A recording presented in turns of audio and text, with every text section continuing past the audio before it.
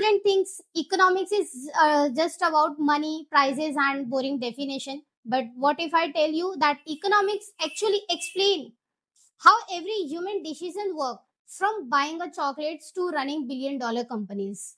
Welcome to Eco Talks with Naz, where economics are explained not like a classroom but like a real world experience. Today we are going to enter the world of microeconomics, a subject that silently controls market, businesses, consumer choices, salaries, profit, and even our daily lifestyle decisions. And today's topic is one of the most important foundation of economics, that is features, or you can say characteristics of microeconomics. After this session, you will not only memorize these points for exam itself, you will actually understand why microeconomics called the backbone of economic analysis. So sit back, focus carefully, and get ready for a powerful explanation that will make economics feel smarter, simpler, and more interesting than even before. Before understanding microeconomics, imagine this. Suppose one customer या कोई भी consumer enters the shop, वो shop में enter होता है. The shopkeeper changes the prices. The customer changes the decisions. The company changes production. And suddenly the whole market start reacting. Microeconomics studies exactly these small reactions that create big economic changes. It tells us how individual people, firms, consumer, and producer think, decide, and change, and spend, save, and even earn in the market. In simple words, macroeconomics studies the whole ocean, but microeconomics studies every single wave inside it. Now let's begin with the features of microeconomics. First point, that is a study of individual units, focus on individual consumer, firm, etc. Microeconomics mainly studies small individual economics units instead of the whole economy. इसका मतलब यह है कि micro economic पूरे India या पूरी दुनिया की इकोनॉमी को एक साथ स्टडी नहीं करता है, बल्कि छोटे छोटे पार्ट्स और छोटे पैमानों को सेपरेटली वो ऑब्जर्व करता है. जैसे एक कंज्यूमर, एक फैमिली, एक शॉपकीपर, एक कंपनी या एक पर्टिकुलर प्रोडक्ट की प्राइस. आइए एक एग्जांपल लेते हैं. जैसे अगर कोई एक स्टूडेंट रोज कोल्ड ड्रिंक खरीदता है और उसकी प्राइस सडनली इंक्रीज हो जाती है 20 रुपीज से 30 रुपीज, तो स्टूडेंट का बिहेवियर कैसे चेंज हो सकता है? शायद वो कोल्ड ड्रिंक कम परचेज करे या चीपर ऑल्टरनेटिव चूज करे. माइक्रो इकोनॉमिक्स एग्जैक्टली इसी बिहेवियर को स्टडी करता है कि प्राइस चेंज होने पर इंडिविजुअल कंज्यूमर के डिसीजंस कैसे चेंज होते हैं. Now second point, price theory, price determination of goods and services. तो माइक्रो इकोनॉमिक्स को प्राइस थ्योरी भी कहा जाता है बिकॉज इसका मेन फोकस होता है प्राइसेस का डिटर्मिनेशन, यानी किसी भी गुड्स और सर्विसेज की प्राइस कैसे डिसाइड होती है. मार्केट में किसी भी प्रोडक्ट की प्राइस रैंडमली डिसाइड नहीं होती है, उसके पीछे डिमांड और सप्लाई का पावरफुल रिलेशन होता है. अगर किसी प्रोडक्ट की डिमांड ज़्यादा हो और सप्लाई कम हो तो उसके प्राइस जो है ऑटोमेटिकली इंक्रीज होने लगती है, और अगर सप्लाई ज़्यादा हो और डिमांड कम हो तो प्राइस गिरने लगती है. आइए एक एग्जांपल लेते हैं. जैसे मैंगो का सीजन जब वो स्टार्ट होता है तो आम महंगा हो जाता है. क्यों? क्योंकि सप्लाई जो है उसकी सप्लाई कम होती है और डिमांड उसकी हाई हो जाती है. लेकिन जब मार्केट में बहुत ज़्यादा मैंगोज आ जाते हैं तो प्राइजेस जो है वो ग्रेजुअली कम होने लगती है. माइक्रो इकोनॉमिक्स ये स्टडी करता है कि एक लेबर की सैलरी, लैंड का रेंट, कैपिटल का इंटरेस्ट एंड एंटरप्रेन्योर का प्रॉफिट कैसे डिटरमाइन होगा. तो यानी मार्केट में जो भी प्राइस मतलब चल रहा है, प्राइस मैकेनिज्म जो चल रहा है, उसका डिटेल एनालिसिस माइक्रो इकोनॉमिक्स करता है. Now third point, that is partial equilibrium, balance of one unit with other factors. तो माइक्रो इकोनॉमिक्स का मतलब होता है बैलेंस होता है, और माइक्रो इकोनॉमिक्स मेनली जो है वो पार्शियल इक्विलिब्रियम को ही स्टडी करता है, यानी इकोनॉमी के सिर्फ एक स्पेसिफिक पार्ट का बैलेंस एनालिसिस करता है, पूरे इकोनॉमी का नहीं.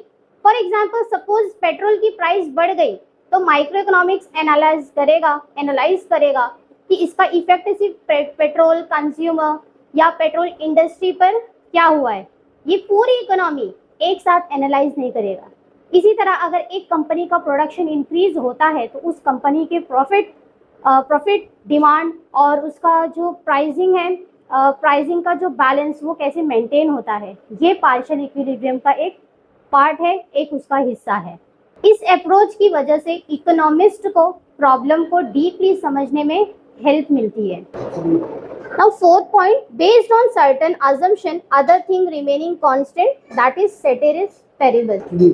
तो माइक्रो इकोनॉमिक्स कुछ इंपॉर्टेंट अजम्पशंस पर बेस्ड होता है ताकि उसको सिंपल तरीके से हम एनालाइज करें और वो अंडरस्टैंडेबल बन सके।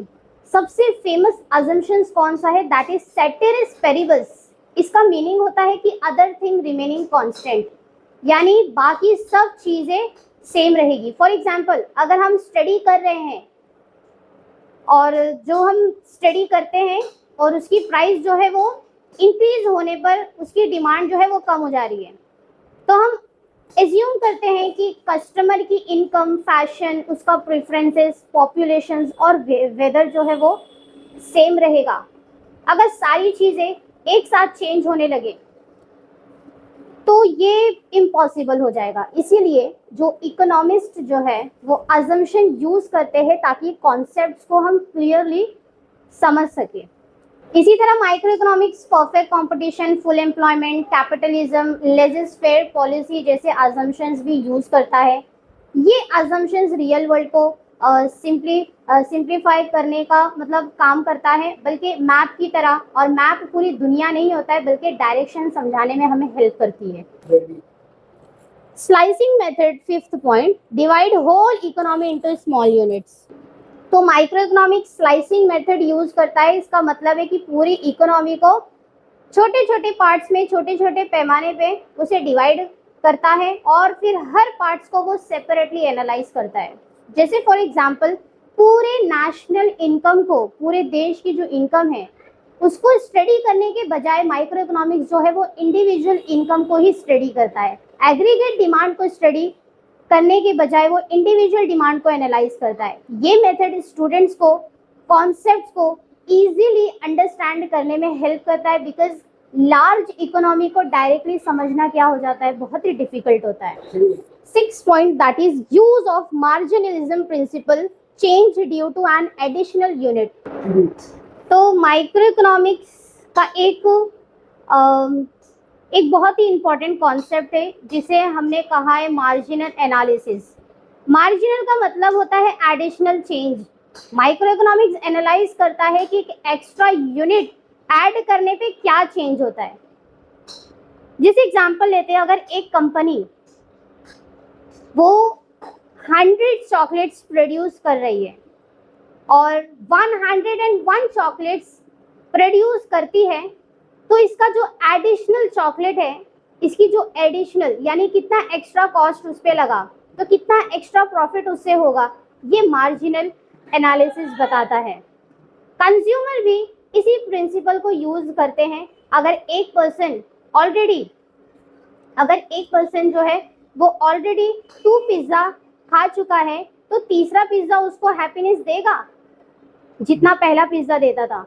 इसी कॉन्सेप्ट को मार्जिनल यूटिलिटी से रियलाइज किया जाता है। तो इसी तरह जो बिजनेसेस अपने प्रोडक्शन, प्राइसिंग और profit decisions mostly marginal analysis पर ही वो बेस्ड करता है, उसी पर ही वो रखते हैं। मॉडर्न इकोनॉमिक्स में ये डिसीजंस मेकिंग का मोस्ट पावरफुल टूल माना जाता है। आइए 7 पॉइंट की तरफ चलते हैं, that is analysis of market structure, study of different market form. Micro economics different market structure को एनालाइज करता है, यानी मार्केट के टाइप्स का ये एक कंपटीशन, इसका क्या लेवल है देखा जाए। जैसे परफेक्ट कॉम्पिटिशन्स हो गए, मोनोपोली हो गया, मोनोपोलिस्टिक कॉम्पिटिशन्स, ओलिगोपोली।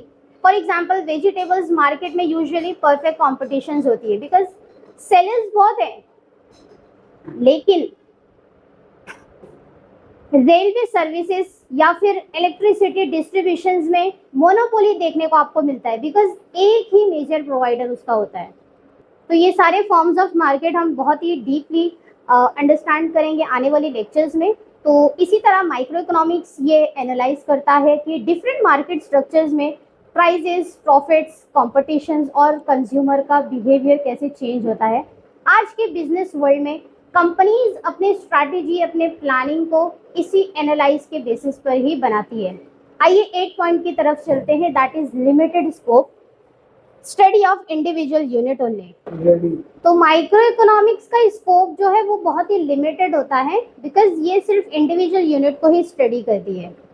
ये नेशनल वाइड इकोनॉमिक्स प्रॉब्लम को डीपली एनालाइज नहीं करता है, जैसे for example inflation, unemployment, poverty, economic growth और balance of payments. Balance of payment को मैंने बहुत ही डीपली आप लोगों को लेक्चर्स में बताया है, आप वहाँ पर जाके विजिट करिए। ये सब माइक्रो इकोनॉमिक्स की ही टॉपिक है, sorry MACRO, that is macro economics की ये सारे टॉपिक्स हैं। तो माइक्रो इकोनॉमिक्स मेनली जो है वो स्मॉल लेवल एनालाइज करता है, जबकि मैक्रो इकोनॉमिक्स जो है वो पूरी इकोनॉमी को एनालाइज करता है। सिंपल लैंग्वेज में अगर कहे तो माइक्रो इकोनॉमिक्स एक सिंगल ट्री को स्टडी करता है, जबकि macro economics on the another hand, macro economics पूरे फोर्स को वो पूरे फॉरेस्ट को वो एनालाइज करता है। दोनों ही बहुत ही असेंशियल है, लेकिन माइक्रो इकोनॉमिक्स का जो फोकस है वो डिटेल और इंडिविजुअल बिहेवियर पर होता है। And that's how microeconomics become more than just a chapter, it becomes a way to understand real life, real markets, real businesses, and real human decisions.